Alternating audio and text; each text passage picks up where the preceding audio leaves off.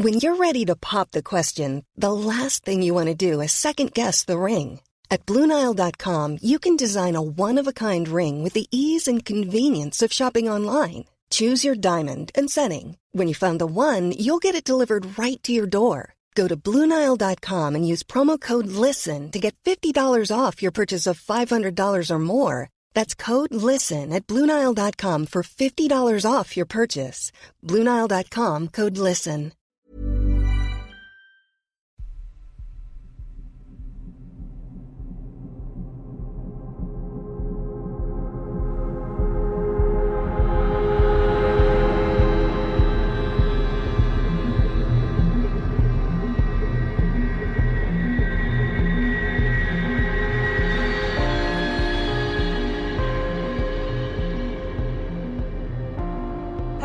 Welcome to episode number 230 of Real Life Ghost Stories. And to kick things off this week, I would like to say thanks to some of our newest Patreon subscribers. I would like to thank Melissa Ace, Philip Norris, Kayla, Zaya, Kylie Seacombe, Jackie, Sherry Morgan, and Yassine El Mernisi. Thank you so much for subscribing to the Patreon. I love you and appreciate you every single day. And our film review this week, our film review is Immaculate. Immaculate was released in 2024. It has 6.3 out of 10 on IMDb and 71% on Rotten Tomatoes. An American nun embarks on a new journey when she joins a remote convent in the Italian countryside. However, her warm welcome quickly turns into a living nightmare when she discovers her new home harbours a sinister secret and unspeakable horrors. Do you know what it is, right? I can't even be arsed to try and be diplomatic about this film. It was a crock of shit. And the further I am away from this film, the more annoyed I am by it. Right, but I'm gonna do the likes and dislikes, okay? Sinead and I went to see this in the cinema and we had very similar feelings about it. So firstly, on my likes column, I thought the imagery in the film was beautiful. So I love religious imagery. I have a tattoo of the Virgin Mary. My house is full of religious pictures. I'm a big fan of religious imagery, and I think it's from growing up Catholic. I love a church. If I'm in any country in the world, in any city, in any town, you best believe I'm visiting churches while I'm there. So I loved the religious imagery. There was a lot of choir singing throughout the story, which I thought was beautiful. At one point, though, they started singing Carol of the Bells. And I don't know if they were trying to indicate that it was Christmas time, but it did feel really out of place. If you are unsure of Carol of the Bells, it's the one that's the Christmas song that's like, da da da da da da da da, holy crap, here comes Jesus, and he doesn't look too happy. It's that one. I just wanted to make a Family Guy reference if you're a Family Guy fan. It really was a visual treat, and I loved the setting, this big, old, sprawling Italian convent with these big, ornate rooms. Like, I really liked it. I also thought that Sydney Sweeney, when they sort of decked her out to look like the Virgin Mary, I thought that was really stunning imagery. I thought it was beautiful. I thought she looked the part, and she also looked frightened and confused and reticent and looked like she was there against her will, and it looked really good. I thought, yes, this is great. This looks beautiful. And I did think the story had the potential to be really interesting. You know, you have Sydney Sweeney getting pregnant and everybody telling her it's the Immaculate Conception, and she's frightened. She hasn't chosen this. She's really confused. She doesn't know what's happening. Everyone's treating her differently. It has the potential to be a really good story with a really strong message. Do I think that this film achieved that message? No, I don't. I'm not going to give away any spoilers for this film because it's still in the cinemas, and I know there's lots of people who would still want to go and see it. So I can't really discuss all of the reasons why I disliked it so much, but just know I did dislike it a lot, you know. So from the off, right, I'm into my dislikes column. The likes column was quite short. From the off, this film is gory and bloody and gruesome. Literally, the opening sequence made me wince and cover my eyes. I was like, wow, Christ, okay, this is how we're starting off. It's grim. There's a lot of really gory shit throughout this film, but I thought the gore and the violence was wildly unnecessary. It achieved nothing. It added nothing. It was like It was like they sort of thought, oh, this plot is a bit weak and also this script is a bit weak. I know, we'll add some broken bones, some removed appendages. We'll add some unnecessary gore and people being set on fire. And listen, and that will fill in the blanks. Well, guess what? It does not. And like I say, I am somebody who does not like gore in films, but I can respect films when it is there and it is necessary and it adds to the story. This added nothing. It added nothing to the story. And like I said, I really felt like this story had brilliant potential, but it went absolutely nowhere. There were so many loose ends that weren't tied up, that were clearly just added in for the spook factor. So to give an example, without giving too much away about the storyline, frequently from the beginning of the story, we see these nuns that have like red fabric covering their faces. We see them all the time. We see them throughout the story. You never know who they are. You never learn. You never learn who they are. They're just there. And I thought the whole way through, maybe we'll get some explanation as to why these nuns look like they're going to some sort of sex party. Are they sex nuns? Are they sex party nuns?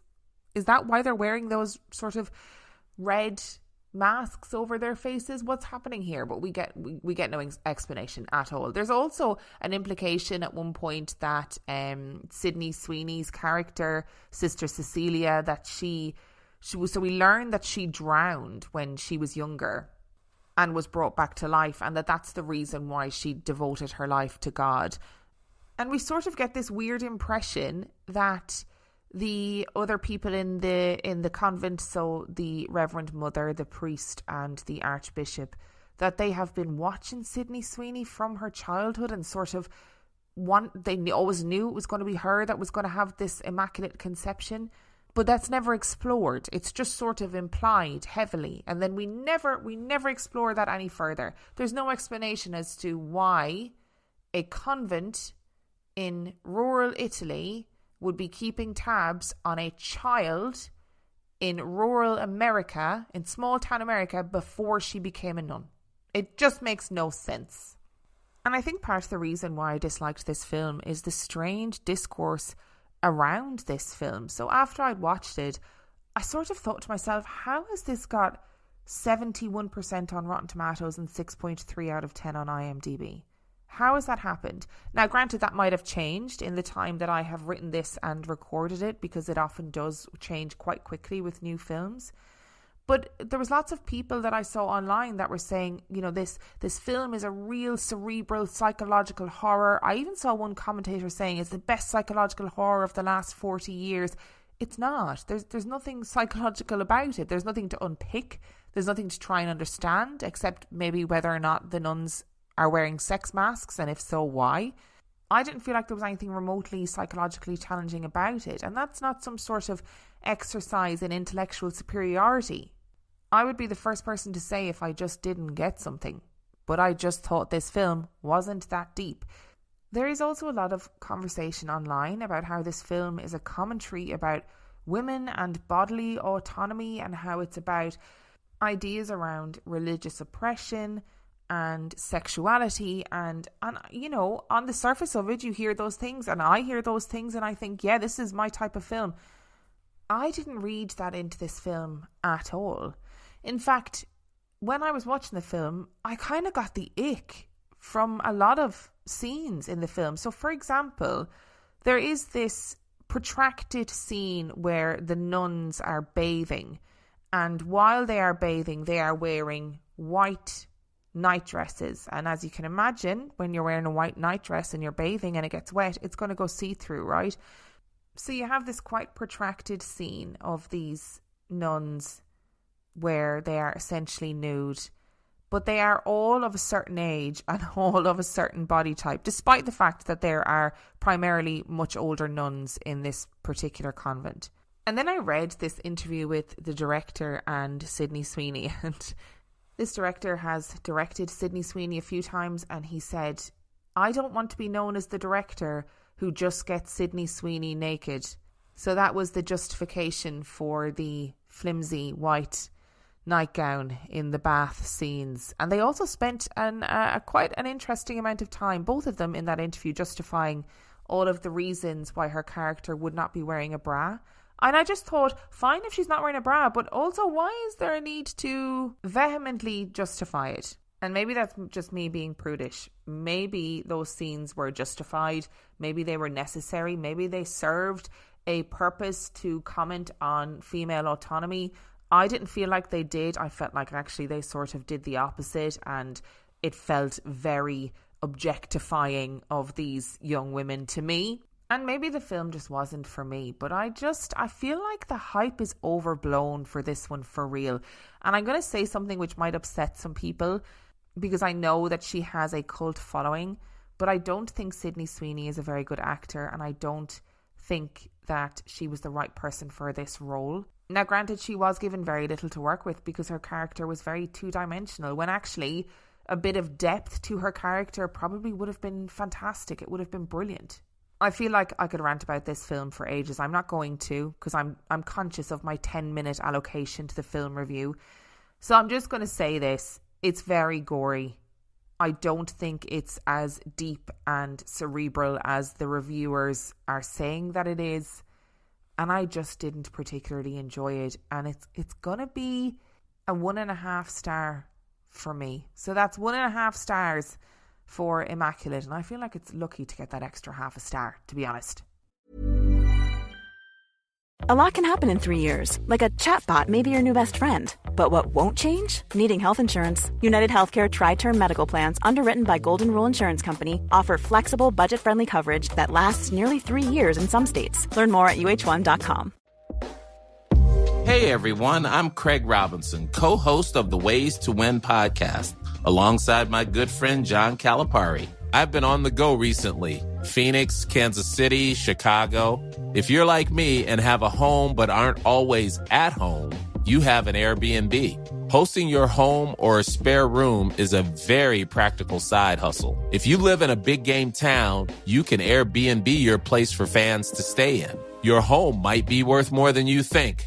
Find out how much at airbnb.com/host. Which brings us to our story this week. Now, this particular location has been on my list of episodes to do for a really long time, and it seems fitting to release this on Easter Sunday. I generally don't do themed episodes, mostly because I forget that there's, things in the calendar that happen at the same time every year. But this time I thought to myself, okay, we're going to do an Easter themed episode, but something a little bit different. So let's get into it. Nestled in the heart of Dublin, Kilmainham Gaol stands as a silent witness to Ireland's tumultuous past. Its weathered walls have borne witness to centuries of struggle, resilience and revolution. From its inception in the late 18th century to its closure in the 20th century, Kilmainham Gaol has played a central role in shaping Ireland's history, serving as a symbol of both oppression and liberation. The story of Kilmainham Gaol begins in 1796, when construction commenced under the director of John Trail, a prominent architect of the time. The jail was designed to replace the outdated Newgate prison and provide a modern facility for incarcerating criminals. Situated on the outskirts of Dublin and built on the ominously named Gallows Hill, Kilmainham Gaol was a formidable structure, built in the style of a panopticon, with wings radiating from a central hub, allowing for efficient surveillance of prisoners. Kilmainham Gaol became synonymous with political prisoners who were incarcerated for fighting against British occupation of Ireland. One of the founders of the United Irishmen, Henry Joy McCracken, was the first significant political prisoner to be kept in Kilmainham Gaol.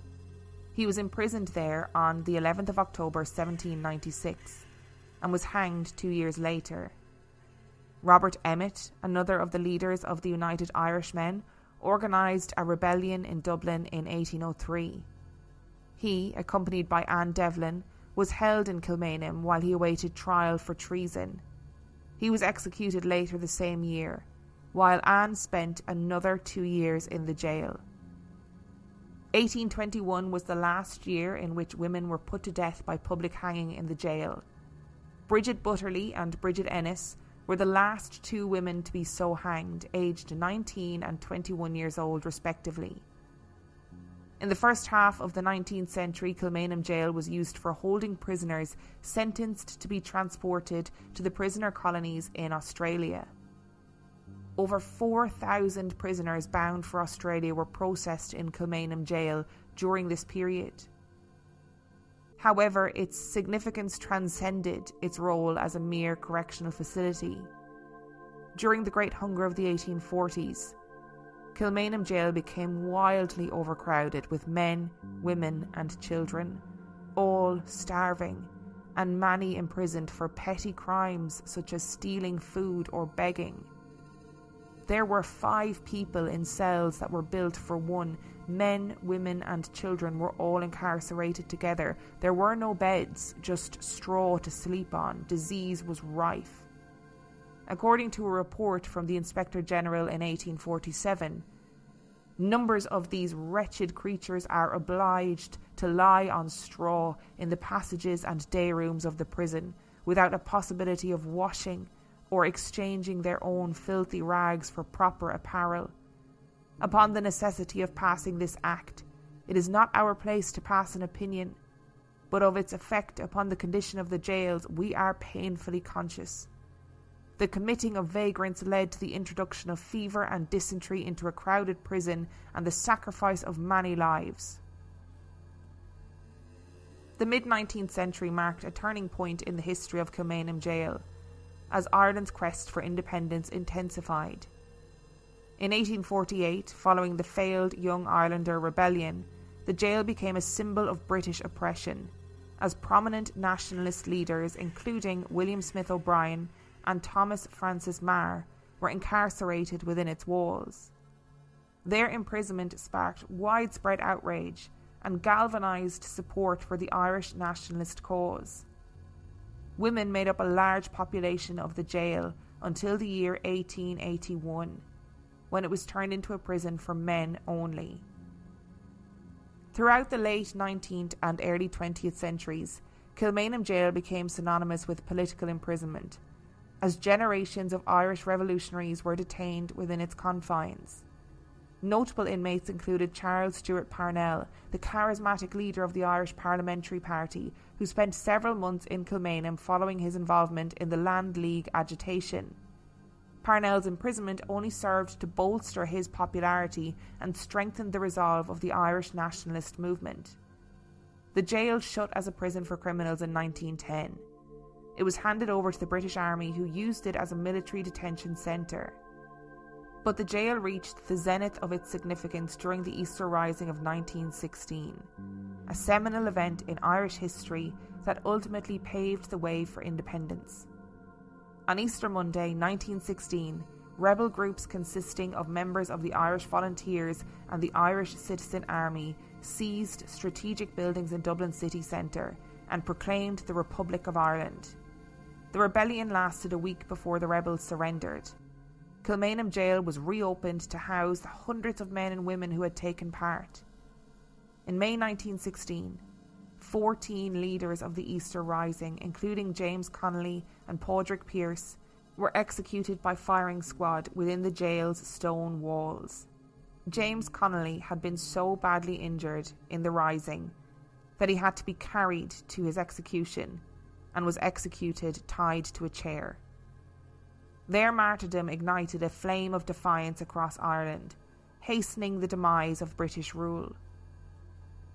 In the aftermath of Ireland's independence in 1922, Kilmainham Gaol's role underwent a profound transformation. No longer a symbol of British oppression, the jail struggled to find a new identity in the fledgling Irish Republic. Over the ensuing decades, it gradually fell into disrepair, its crumbling walls bearing the scars of neglect and indifference. Despite its diminished stature, Kilmainham Gaol remained a potent symbol of Ireland's turbulent past. In 1960, the Irish government designated it as a national monument, recognising its historical significance and cultural value. Efforts were made to preserve the jail's heritage, and in 1966 it was opened to the public as a museum, offering visitors a glimpse into Ireland's revolutionary past. Today, Kilmainham Gaol stands as a poignant reminder of Ireland's journey from colonisation to independence. Its austere corridors echo with the whispers of the past, recounting tales of defiance and sacrifice. Visitors from around the world flock to its gates, drawn by a desire to pay homage to those who dared to dream of a free and sovereign Ireland. Kilmainham Gaol occupies a hallowed place in the annals of Irish history. From its humble beginnings as a provincial prison to its emergence as a crucible of revolution, it has borne witness to the ebb and flow of Ireland's tumultuous past. Its history is long and turbulent, and was home to years of pain, suffering, and untimely death. It seems inevitable, therefore, that there would be ghosts lingering in the cells. One of the first recorded ghostly experiences in the jail comes from the 1960s, when the jail was first being refurbished. The Irish government had recognised that the jail held monumental significance as a historical landmark, but also as a symbol of political upheaval and the Irish struggle for freedom. It was decided that the jail would be refurbished and opened as a tourist attraction and museum. During this period, Governor Dan McGill was stationed at the jail with his family. They lived in the old warden's quarters. One night Dan had done the usual round of the jail, making sure the doors were locked, the building was secure and the lights were all off. He returned to his quarters and retired to his bedroom. As he was closing the curtains, a burst of light caught his eye. The lights were on in the chapel, burning across the courtyard. He was sure he had turned the lights off in the chapel. Grumbling, he put his dressing gown back on and made his way out into the cold, across the courtyard and into the chapel. There was always a possibility that some of the local young lads had made their way into the prison full of misguided mischief and bravery. But he was sure that he had turned all the lights off. He had made his way into the chapel, breath misting out in front of him in the cold night air. The chapel was bathed in the harsh white light, but it was mercifully empty. Dan switched the lights off and locked the doors of the chapel and turned back towards the living quarters. He had only taken a couple of steps across the courtyard when he was bathed in a white glow. The lights had turned on once again in the chapel. This time he knew he had locked the door behind him, and he knew the lights were absolutely off. They had been switched back on. This time he felt a cold chill run down his spine, and it took him a few seconds to turn around, to psych himself up to turn around.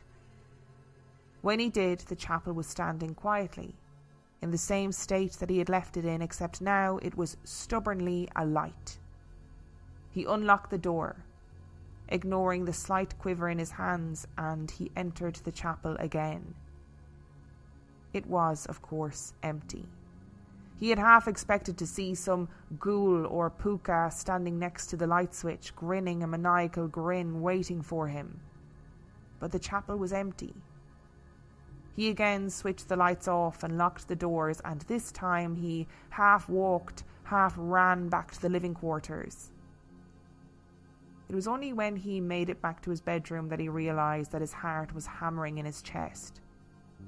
He removed his housecoat and climbed into his bed, deciding not to tell his wife about what had occurred. He turned out the lamps, expecting to be plunged into darkness. But the room remained slightly illuminated. He was briefly puzzled, but the quickening of his heart rate informed him of his dread before his brain did. His legs were like jelly as he slowly stepped out of the bed. He pulled the curtains back an inch and looked through. The chapel was illuminating the darkness. The lights flooded the courtyard. Dan made the decision that he would not be leaving his bedroom again to investigate. The lights in the chapel turning on and off during the night would become a regular feature in his life during the restoration of the jail. It had not just been lights turning on and off that have been reported in Kilmainham Gaol. Many construction workers have reported hearing footsteps on a regular basis, footsteps that would run towards them up the stairs or down the corridor, footsteps that would then stop in front of them. They would be engulfed in cold air before the footsteps would continue running on their journey. Sometimes these footsteps would be light and quick, like the footsteps of a child, and other times they would be the heavy footsteps of an adult. Not only this, but people regularly reported hearing the trudging, marching footsteps of soldiers, passing them in various parts of the prison. Perhaps the most terrifying story to come from Kilmainham Gaol is one of a very physical, invisible presence that seems to lurk in the depths of the dungeon. A painter was working alone in the dungeon when he was suddenly gripped by an unseen force. It was like a gust of wind caught him and flung him across the room, pinning him against the dungeon wall. He was stuck, pinned and struggling against the wall, and he eventually managed to wriggle free and fled the dungeon, vowing never to return again. People who visit Kilmainham Gaol regularly report hearing cell doors slamming, hearing footsteps of children and adults and soldiers running or walking through the corridors. People report that they hear voices, that they feel cold spots. Psychic mediums who have visited have stated that there's an evil presence in the chapel and something else lurking in the dungeon. But there is an actual apparition that is said to appear in the jail, who has been seen countless times over the years. She has appeared in the pictures of tourists and been seen by tourist groups numerous times. It is of course only speculation as to who this spectre is, but there are many who believe that it is the ghost of Grace Gifford. If you're Irish and you're listening to this, you will likely know the story of Grace, even if you don't know her surname. Her story has been immortalised in song, a song that is called Grace, and is probably sung at every Irish event, weddings, funerals, birthday parties, you name it. According to the website The Irish Post, Grace Gifford was born in Dublin to a Protestant mother and Catholic father in 1888, 28 years before the rising at the GPO, which would inspire Ireland to finally break free of the British Empire. A talented artist whose work focused on cartoons, Grace was active in the Republican movement despite being raised Protestant and living an affluent childhood. She is known to have had a deep interest in Catholicism, which was exacerbated when she met her future husband, Joseph Mary Plunkett. Grace met her future husband through her brother-in-law, Thomas MacDonagh, another future martyr for Irish freedom, who was married to her sister Muriel. Grace studied and was accepted into the Catholic Church after Joseph proposed to her in 1915. The pair planned a double wedding with his sister and her fiancé, and the wedding date was set for Easter Sunday 1916. But instead, the uprising, now known as the Easter Rising of 1916, took place, and Joseph was captured and imprisoned in Dublin's Kilmainham Gaol along with the other leaders. Hearing that her fiancé was to be executed by firing squad at dawn, Grace bought a ring from a Dublin jeweller's and pleaded with the military authorities to allow their wedding to take place. As the famous song goes, Grace and Joseph were married on the grounds of the prison, hours before Joseph Plunkett was executed for his role in the Easter Rising. Struggling for money and for housing, with just her cartoons to sell to make a meagre wage, the chance of financial security was withheld by her in-laws, who denied her husband's will, which stated that all of his money to be left to her, as it only contained one witness's signature. Joseph Plunkett, in his final letter to his soon-to-be widow, had requested that she fight for the money as it was rightfully hers. And after a number of years, Joseph's parents agreed to pay her a sum of money, and she also received a civil pension from Eamon de Valera's government in 1932, allowing her to live the rest of her days in relative security.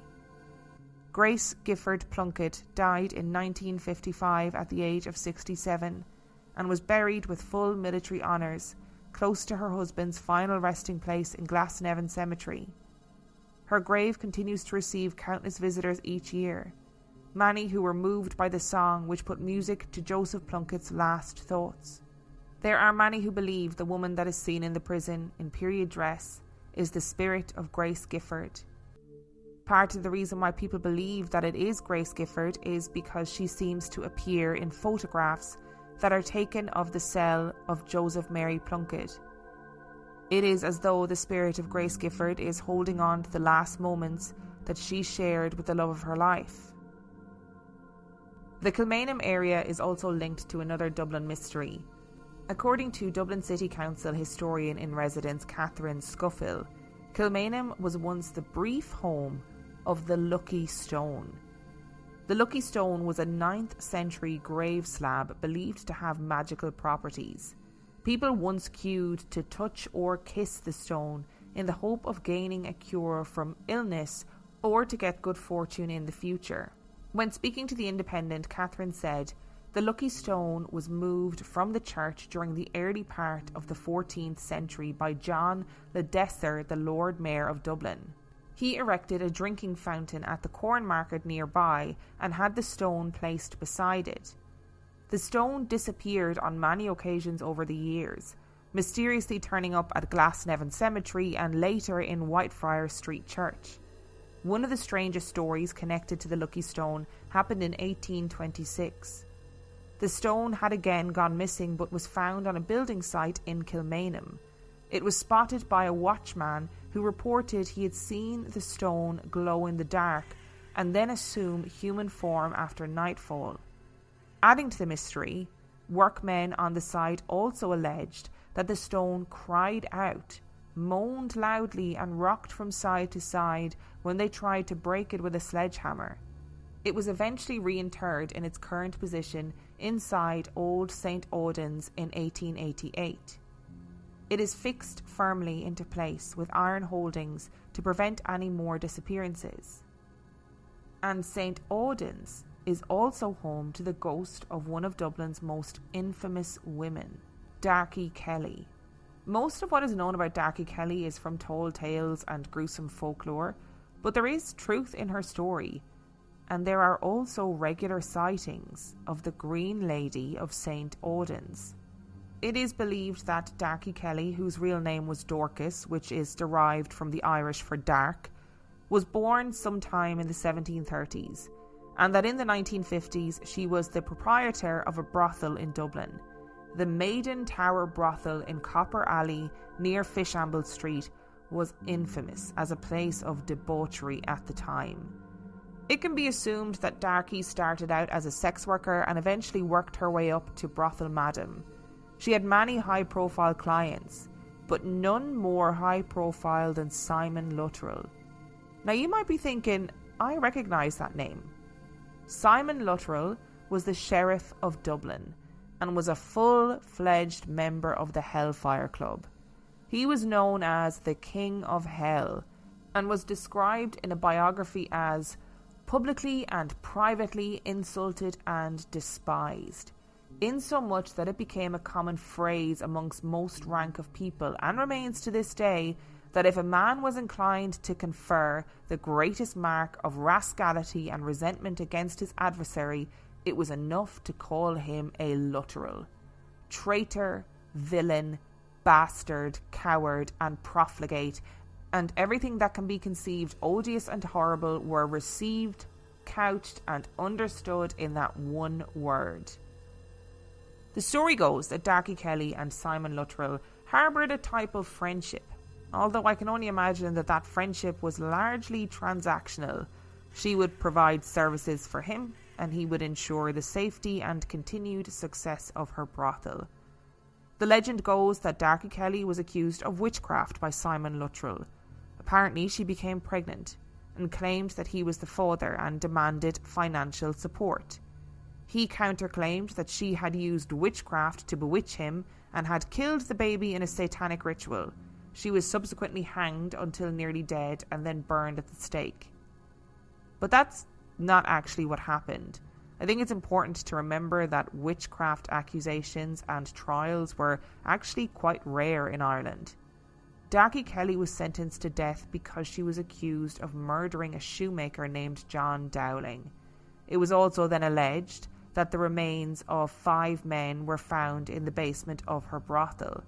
Although without adequate documentation and records, it's difficult to know whether this was true, whether it's simply become part of the legend, or even if it was a way in which the powers that be could justify the death of a powerful local businesswoman who was also bringing the area into disrepute. After Darkey's execution, a number of local sex workers seized her remains and a riot ensued on Fishamble Street, after which 13 people were arrested for disorderly conduct. Whatever the truth of the story is, Darky Kelly seems to have never left. She is the lady in green that appears on the steps of St. Audoen's church. A misty, dark-haired figure in a green dress appears in the late evenings. Children used to dare each other to run up the steps of St. Audoen's to see if they could make it to the top and back down again without the green lady appearing. Darky Kelly is also said to haunt the pub bearing her name. Staff and visitors report feeling watched, and items have been seen moving around. Easter is an important time of commemoration for Irish people. The Easter Monday Rising of 1916 paved the way for Irish independence. Stories of Kilmainham Gaol keep the story of the Irish struggle alive. To many, they are just ghost stories. But ghost stories like these help preserve the stories of people like Joseph Mary Plunkett, James Connolly and Grace Gifford. Stories about the Great Hunger and the immense pain and suffering of the Irish people. But also stories that paved the way for change and victory and hope and perseverance. So like I said, I thought Easter weekend was an appropriate time to talk about Kilmainham Gaol and also to talk about other little stories that are linked to Kilmainham Gaol, which then linked to Darky Kelly, who I mentioned in the Hellfire Club episode. I sort of mentioned briefly that her life story was really interesting, and when she was executed, people rioted, like sex workers rioted on the street, and she's an interesting person to read about. The sad reality of talking about these jails that were operational in the 1718 and early 1900s is that they were all very similar in terms of the level of suffering that happened in them.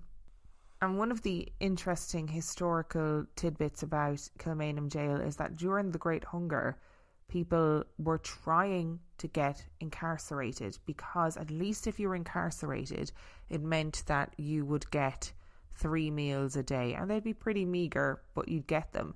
And when the prison authorities realised this, they drastically decreased the amount of food that they were giving prisoners, so that it was barely enough for prisoners to survive, to try and stop people from trying to get incarcerated in order to survive the Great Hunger.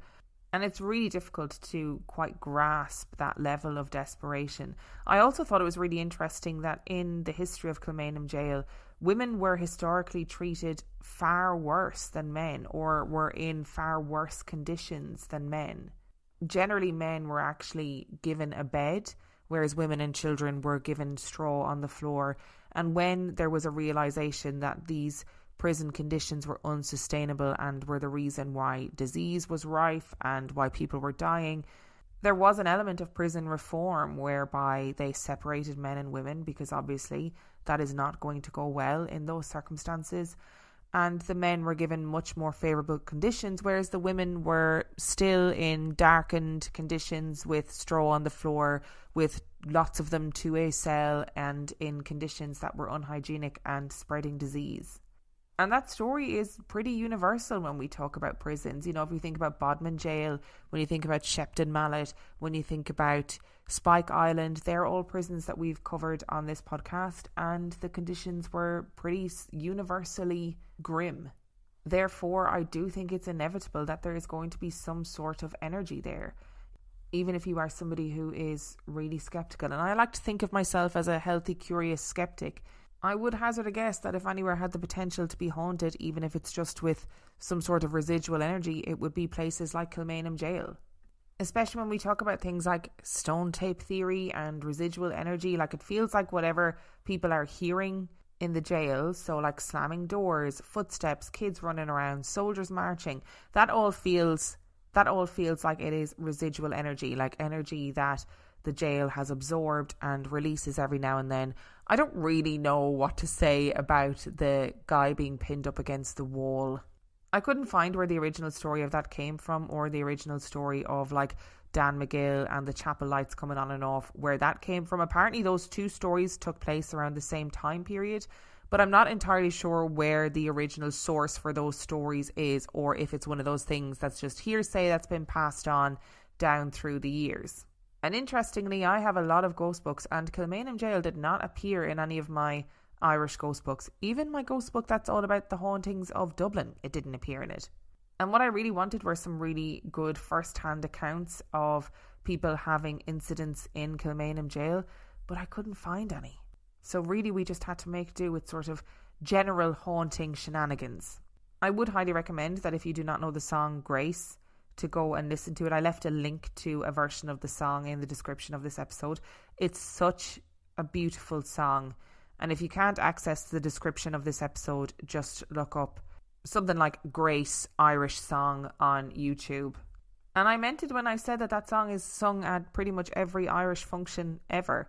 If you are at an Irish wedding, funeral, birthday party, generally any Irish event, at about 2 or 3 o'clock in the morning when everybody's well jarred, somebody will start a sing-song. And that sing-song can stay going until the sun comes up. And people will have a song in their arsenal, and you can be guaranteed that there will be an older man or an older woman in the congregation that will sing the song Grace. And the story of Grace Gifford and Joseph Mary Plunkett is incredibly sad, and it's very moving and very touching. But it did also make me think about the possibility of this apparition of Grace Gifford being, like, what if she's a tulpa or a thought form? We've had generations of Irish people singing a song about the wedding of Grace Gifford and Joseph Mary Plunkett. Years and years of it. People being teary-eyed at 3 o'clock in the morning singing that song. People literally visiting her grave to leave flowers because they heard that song, were so moved by it, and then looked up her story. And people talk about thought forms all the time, that so many people thinking about this particular person or entity and putting so much energy into it that they almost will it into existence. We did a whole podcast episode called The Philip Experiment that is all about that very idea. And there's lots of people that say that Bigfoot is a tulpa or a thought form. So I'm putting it out there that the ghost of Grace Gifford potentially could also be a tulpa or a thought form, brought on by years and years, generations of drunk Irish people emotionally singing about her and her wedding to Joseph Mary Plunkett. As an aside, I got quite irate when I was doing the research for this episode, and I wrote this point down as a point to mention. I must say, time has passed and I'm less irate now, but I did think it was worth mentioning as just an interesting but very, I would say, inaccurate thing that I came across when reading a blog about Kilmainham Gaol.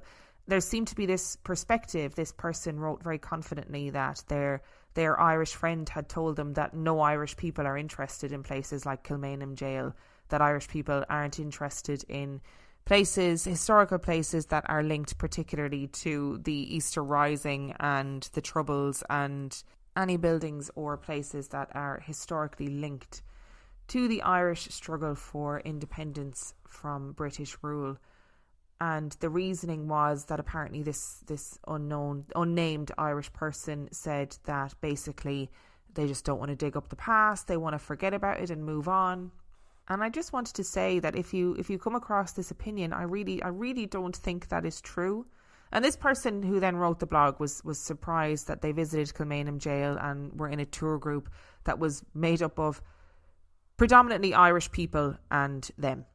And they were surprised that there was Irish people in the tour group. And I just would like to point out that as an Irish person, we can hold a grudge, and we enjoy holding a grudge. It's a very important part of our culture. In fact, I'm pretty sure that if you're looking for Irish citizenship, one of the key questions is, tell us about a grudge that you are holding and how long you have held it for. I'm obviously joking, but this particular blog was quite high up in the in the search results for Kilmainham jails. I just wanted to put it out there that Irish people do not just want to forget their past and move on and pretend that things didn't happen. We do honour our past. And moving on from Kilmainham jail to the Lucky Stone, I found that story randomly. I was looking up like the most haunted places in Dublin, blah blah blah, and there was in the Independent a section about the Lucky Stone of St. Audoen's Church, and it was so sparse in the information, and I sort of loved how sparse it was. You know, why was the stone lucky in the first place? So people were visiting this stone because it had magical properties, but those properties don't seem to be specific. So it's, you can get a cure or get good luck in the future.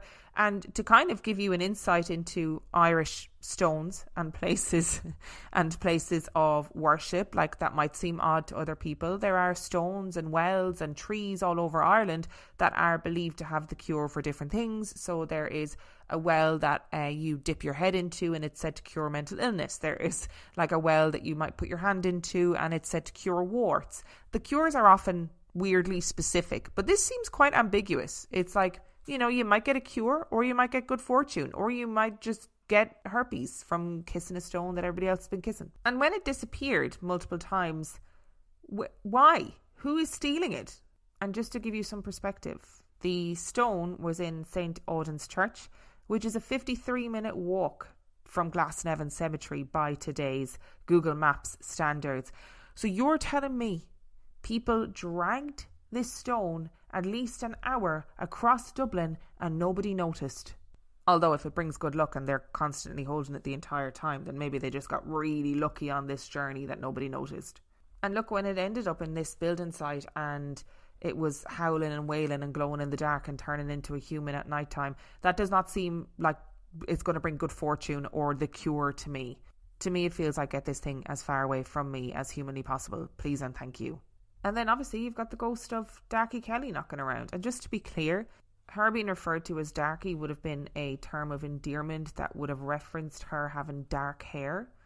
And I didn't want to go into loads of detail about the story of Darky Kelly because it felt more true crimey rather than haunting-y. But her ghost is said to haunt the steps in a green dress. And you know what? I'd be haunting those steps too if I was hung until I was nearly dead and then set on fire, because that seems extreme. Although I would be appreciative of all of the other sex workers in the area grabbing my remains, having a massive party, having a riot on Fishamble Street, and 13 people being arrested. That is what I would like to call going out with a bang. There is also another link between the Hellfire Club and St. Audoen's Church, which is that Thomas Whaley, who was one of the big bad bastards who was in the Hellfire Club, who was, you know, sex, drugs, rock and roll, hurting people without any repercussions, etc., etc. He apparently went into St. Audoen's Church and dropped to his knees at the altar and was like, I repent my ways, I've been a terrible man, blah, blah, blah. And he turned and saw the devil coming towards him up the aisle. So he fled the church and ultimately fled the country, apparently, because he was so disturbed by what he saw. But listen, all that drinking and drugging and debauchery is going to catch up with you somehow. I am aware that this episode has been probably more history heavy, but there are some wonderful stories of people who fought, died and lived through the Irish Revolution. Like I said, I would recommend looking up the song Grace. The link to it is in the description of this particular episode. I would also recommend looking up people like Anne Devlin, the Countess Markievicz. They were really interesting characters in the Irish independence movement. I would also recommend looking up the full story of Darky Kelly if you are somebody who is interested in historical true crime, because it is a very interesting story, which has been obscured somewhat by legend and myth associated more so with the Hellfire Club. Thank you as always for listening to today's episode. Remember, if you would like to send in your story, you can do so by emailing it to reallifeghoststoriespodcast@gmail.com. You can also check out the website reallifeghoststoriespodcast.com, and if you are desperate for some extra content, you can subscribe to the Patreon. That is patreon.com/reallifeghoststories, where for $5 a month or $2 a month you get access to heaps of extra content, as well as every single main and mini episode completely ad-free. And on that note, I shall see you next time.